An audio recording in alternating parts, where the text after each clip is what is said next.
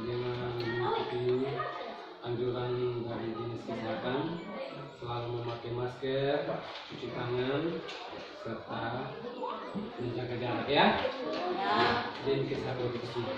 Baik, sebelum kita memasuki pembelajaran kita kali ini, terdahulunya saya minta salah satu teman, yaitu Adam, memimpin kita dalam doa untuk memulai pembelajaran kita.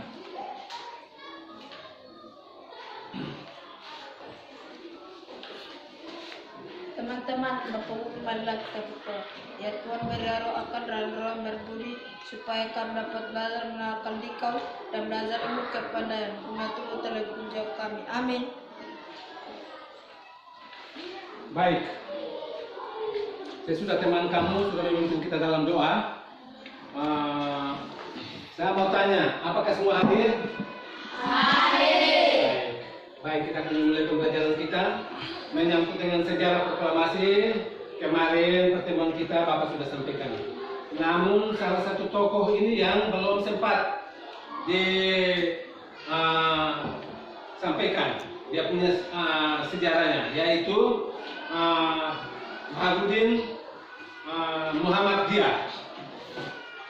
Beliau ini adalah salah satu tokoh yang hadir pada saat penulisan naskah proklamasi. Jadi naskah proklamasi yang ditulis tangan oleh Insinyur Soekarno itu kemudian diketik oleh Sayuti Malik. Kemudian naskah asli atau tulisan tangan daripada Insinyur Soekarno-Hatta itu dibuang di dalam tong sampah karena dianggap tidak berguna, dia dibuang dalam tong sampah. Namun yang dapat memungut naskah asli dari tong sampah itu adalah India, di mana naskah aslinya itu dia simpan di dia punya rumah selama 46 tahun 9 bulan 19 hari. Kemudian pada tahun 1996 naskah aslinya itu dia bawa dan angkat kasih presiden waktu itu, Presiden Soeharto yang masih berkuasa. Jadi naskah aslinya itu diberikan kepada Presiden Soeharto dan atas anjuran Presiden Soeharto supaya naskah aslinya itu dimasukkan di dalam museum. Di dalam museum. Jadi naskah aslinya itu menjadi manfaat bagi kita sehingga pada generasi sekarang ini bisa dapat melihat naskah asli daripada teks proklamasi. Nah begitu pula manfaat tumbuhan dan hewan juga sama. Jadi naskah proklamasi itu yang aslinya itu kita akan lihat secara bersama di dalam YouTube yang ada. Nah,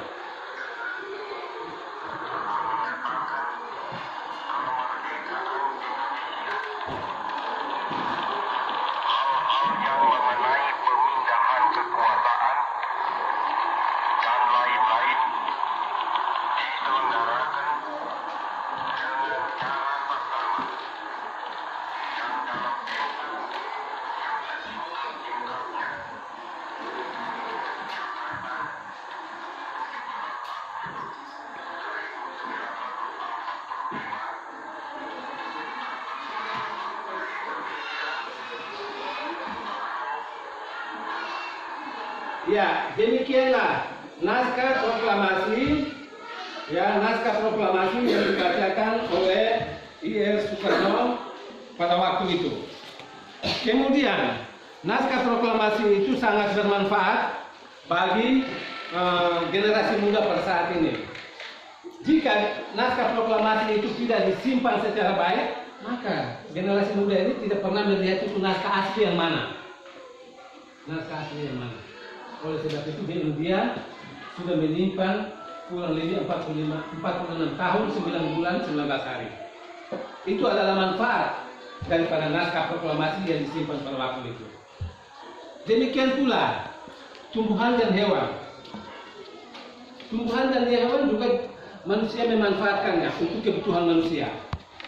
Nah, untuk mengetahui manfaat hewan dan tumbuhan bagi manusia, sekarang kita akan menonton di YouTube tentang manfaat ini.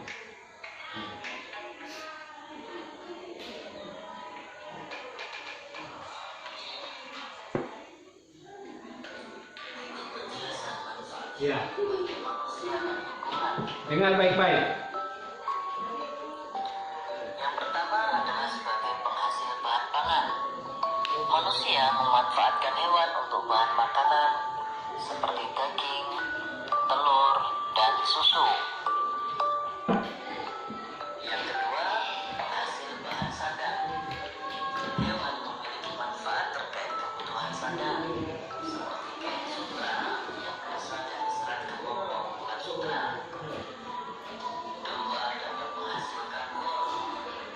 Kulit hewan seperti sapi dan kerbau dimanfaatkan dalam pembuatan jaket. Yang ketiga, penghasil bahan kerajinan. Kulit sapi dan kerbau dimanfaatkan sebagai bahan pembuatan wayang kulit. Selain itu, bulu angsa dimanfaatkan untuk membuat kain. Yang keempat adalah penghasil pupuk organik. Kotoran berbagai jenis hewan seperti sapi dan kambing dapat digunakan sebagai pembuatan pupuk organik yang baik dan tidak membahayakan bagi lingkungan. Dan yang kelima, penghasil tenaga. Zaman dulu, tenaga gajah dimanfaatkan untuk mengangkut kayu. Tenaga kuda dimanfaatkan untuk menarik delman. Dan tenaga kerbau dimanfaatkan untuk membaca sawah. Selanjutnya adalah manfaat tumbuhan bagi manusia dan lingkungan. Yang pertama sebagai bahan makanan.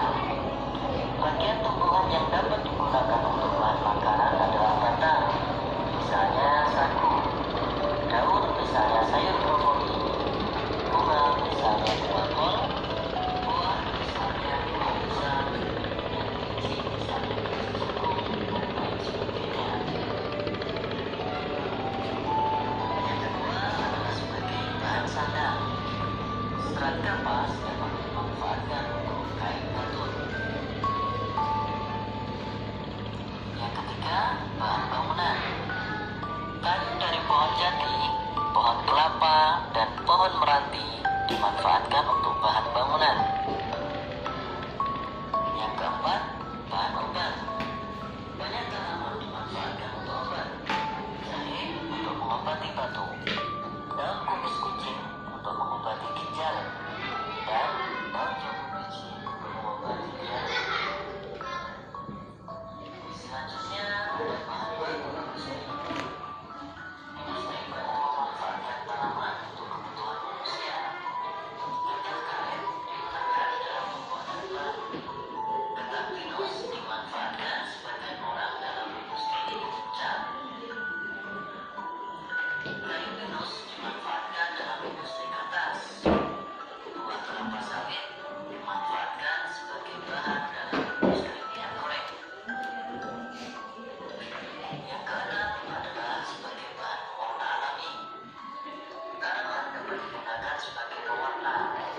Sawi dan pandan untuk warna hijau, wortel berwarna jingga, dan kunyit berwarna kuning. Yang ketujuh, menjaga kualitas air. Tanaman bakau menjadi penyaring alami dari air laut menjadi air tawar. Cukup sampai di sini pembelajaran kita hari ini. Sampai jumpa pada pembelajaran selanjutnya. Tetap semangat dan semoga sehat selalu. Assalamualaikum warahmatullahi wabarakatuh. Baik, demikianlah video pembelajaran yang Bapak sudah tayangkan dan kita sama-sama sudah melihatnya. Dengan demikian pembelajaran kita menyangkut dengan sejarah proklamasi dan manfaat tumbuhan dan hewan bagi kehidupan manusia. Baik, saya atau Bapak mau ingin tahu apakah kamu sudah memperhatikan penjelasan lewat video yang sudah kita nonton secara bersama dengan baik atau tidak? Saya mau tanya, kira-kira siapa yang menulis atau siapa yang menulis naskah proklamasi? Siapa yang menulis naskah proklamasi? Coba angkat tangan, siapa yang bisa angkat tangan?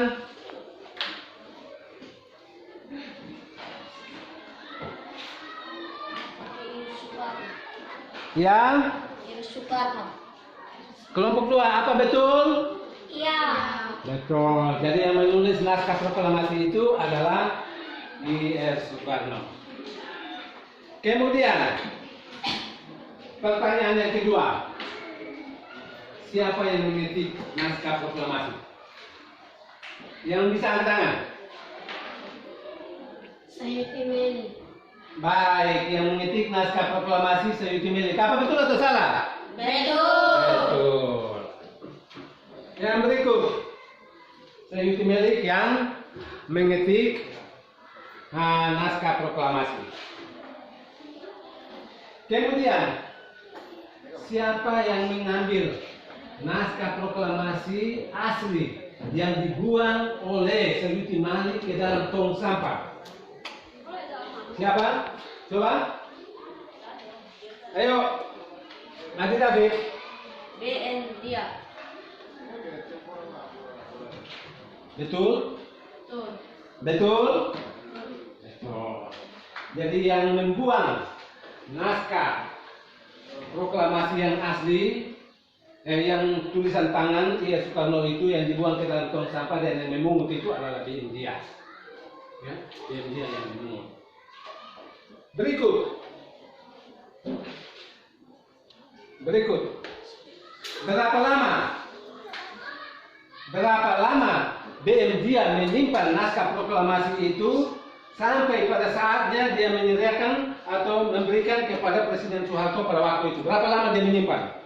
46 tahun, 9 bulan, dan 19 hari. Dulu. 46 tahun, 9 bulan, dan 19 hari. Jadi BM dia menyimpan naskah proklamasi yang ditulis tangan oleh I.R. Soekarno dan dibuang ke dalam tong sampah itu, disimpan di dia punya rumah itu lamanya 46 tahun, 9 bulan, 19 hari. Cukup lama ya? Ya. Lama. Setelah dia memberikan kepada I.R. Soeharto pada waktu itu menjelang 3 tahun, kemudian BM dia itu meninggal. Jadi BM dia ini adalah seorang jurnalis. Dia menghimpun, mencari data itu. Jadi pada saat data itu disimpan, diberikan kepada I.R. Soekarno menjadi 3 tahun, dia meninggal. Itulah manfaat naskah proklamasi yang disimpan oleh BM dia pada waktu itu. Begitu pula tumbuhan dan hewan juga sangat bermanfaat bagi kebutuhan manusia. Ya, tumbuhan dan hewan juga sangat bermanfaat bagi kebutuhan manusia. Nah sekarang Bapak mau tanya, sebutkan manfaat tumbuhan dan hewan sebagai bahan makanan. Manfaat tumbuhan dan hewan sebagai bahan makanan sepertinya ada batang, daun, bunga dan buah. Batang, daun, bunga dan buah. Nah, saya mau tanya, apa manfaat tumbuhan bagi kehidupan manusia? Manfaat tumbuhan. Meneropong manfaat tumbuhan sebagai bahan makanan itu.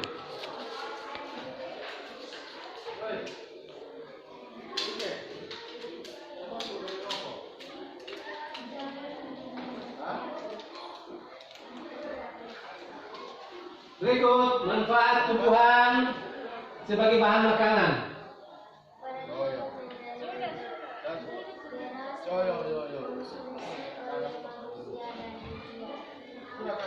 Teman kamu menjawab, padi diolah menjadi beras dan dikonsumsi oleh manusia dan sebagiannya dijual untuk memenuhi kebutuhan manusia. Apa betul? Betul. Betul. Itu padi sebagai bahan makanan. Pertanyaan yang berikut. pertanyaan yang berikut. Manfaat hewan bagi kebutuhan manusia sebagai bahan makanan. Manfaat hewan sebagai bahan makanan. Ayam diolah menjadi daging dan dikonsumsi oleh manusia, dan daging dan telur dapat dijual. Baik. Ayam diolah menjadi daging dan dikonsumsi atau dimakan oleh manusia, dan sebagian lagi daging dan telurnya dapat dijual untuk memenuhi kebutuhan manusia. Betul atau tidak ya? Betul. Betul sekali. Baik, itu menyangkut dengan pertanyaan yang pertama. Kemudian pertanyaan yang kedua, sebutkan manfaat tumbuhan dan hewan sebagai bahan baku industri. Manfaat tumbuhan dan hewan sebagai bahan baku industri. Yang pertama, Nyong Lawang. Getah karet diolah sebagai bahan pembuatan ban. Ya. Getah karet diolah sebagai bahan dasar pembuatan bahan. Betul atau salah? Betul. Kalau begitu, kelompok 2. Manfaat, ya, manfaat hewan sebagai bahan industri. Ya, manfaat hewan sebagai bahan industri. Tadi itu tumbuhan, getah karet diolah menjadi bahan dasar pembuatan bahan. Kalau begitu, manfaat hewan sebagai bahan industri. Kulit kerbau digunakan sebagai bahan dasar pembuatan tas dan sepatu. Jadi kulit kerbau digunakan sebagai bahan dasar pembuatan tas dan sepatu, dan bisa juga digunakan sebagai wayang kulit. Apa betul atau salah? Betul. Betul sekali. Itu manfaat kulit kerbau. Manfaat kulit kerbau. Kemudian pertanyaan yang berikut. Coba baca pertanyaannya. Pertanyaan yang berikut. Pertanyaan yang ketiga.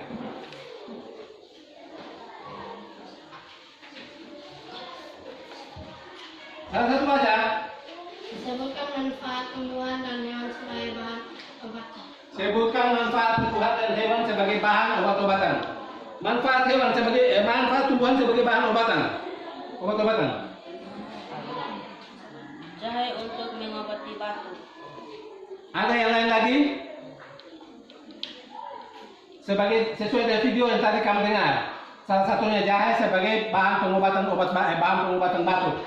Apa lagi?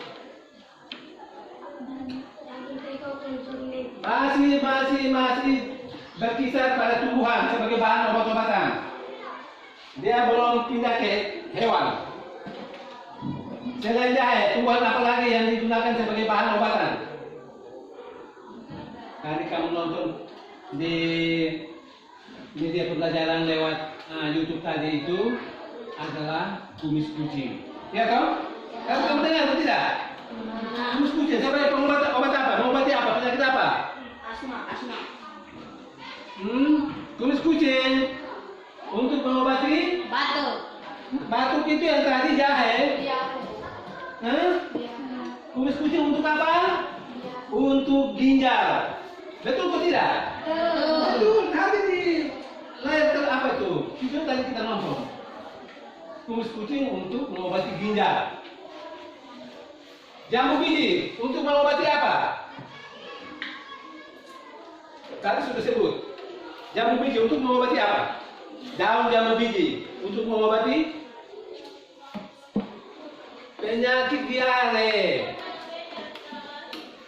Daun jambu biji untuk mengobati penyakit diare. Kemudian manfaat hewan sebagai obat-obatan. Halo, manfaat hewan sebagai bahan obat-obatan. Coba sebut salah satu contoh. Daging teko untuk mengobat penyakit asma. Daging tekok untuk mengobati penyakit asma.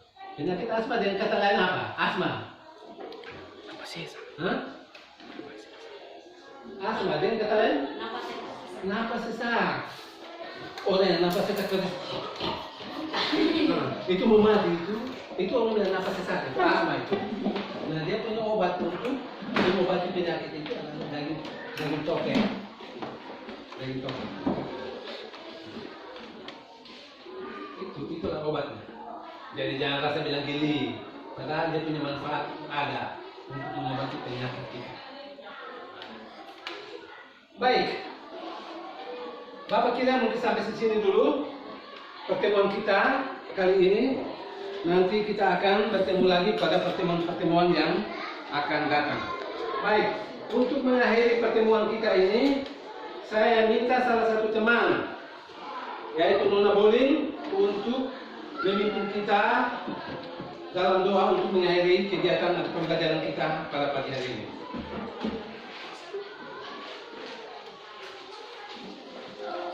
Teman-teman dan Bapak Guru marilah kita berdoa.